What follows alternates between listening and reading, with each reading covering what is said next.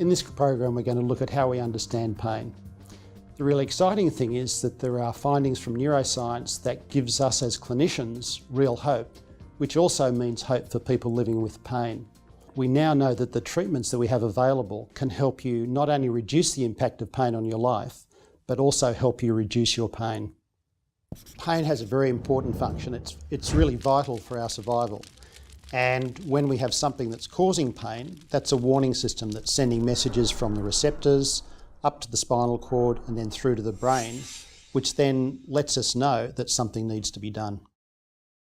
One of the ways that I find really useful to be able to explain how pain works and how we have messages that are modified or changed in the nervous system is that we have these filters or gates that actually change the amount of information that goes through to the brain.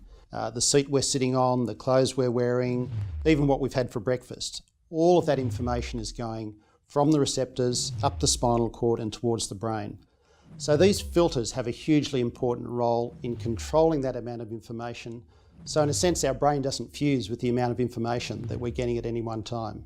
On the other hand though, if a signal is really high, so if we're experiencing pain, that will open the gates and the brain will be able to recognise that something is there that needs to be addressed.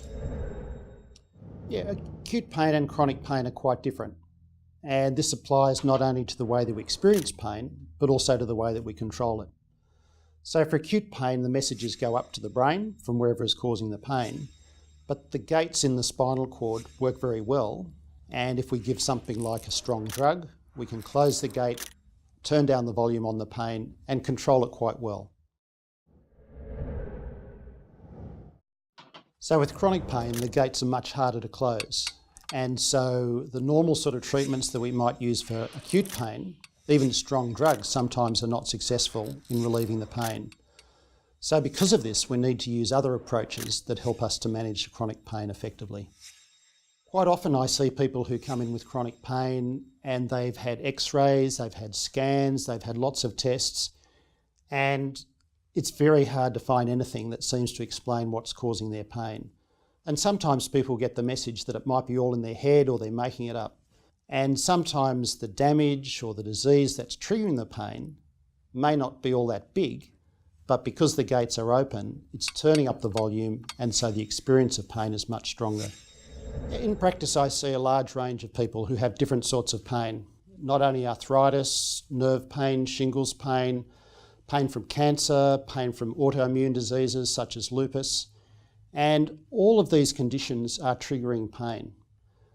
But this concept of the gates is just as relevant and just as important in these people who have these conditions, so that if the gates are open and the volume is turned up, that their experience of pain is even stronger and more intense because of this amplification that's going on. The good news is there's actually something we can do to close the gates and turn down the volume on our pain. What we now know is that there are pathways that come down from the brain down to the spinal cord that control these gates in our nervous system. And these pathways coming down from the brain release chemicals.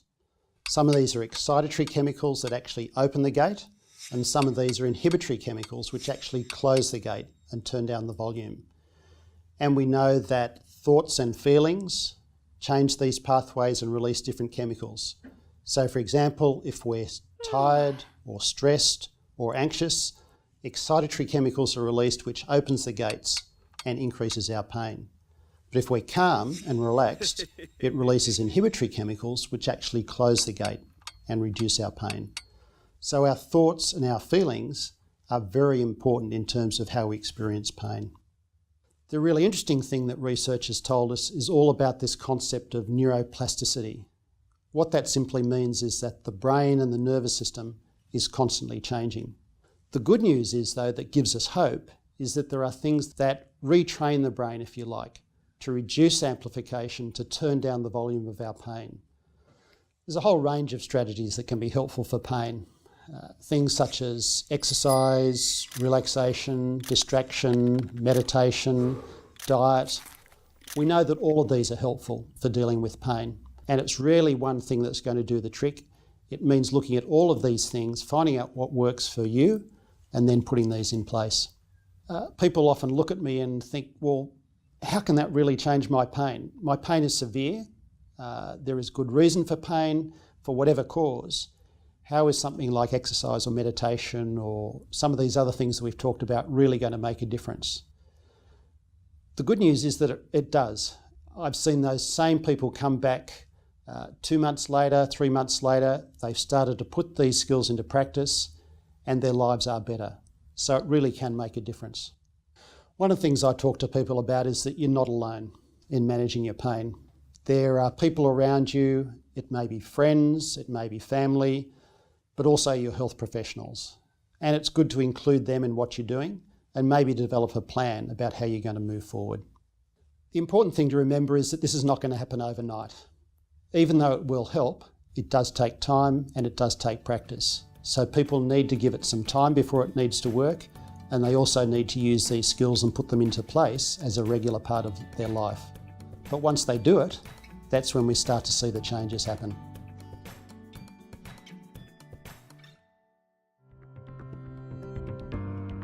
To create your own plan for managing your pain, click on the Health Plan button below the video and download the PDF.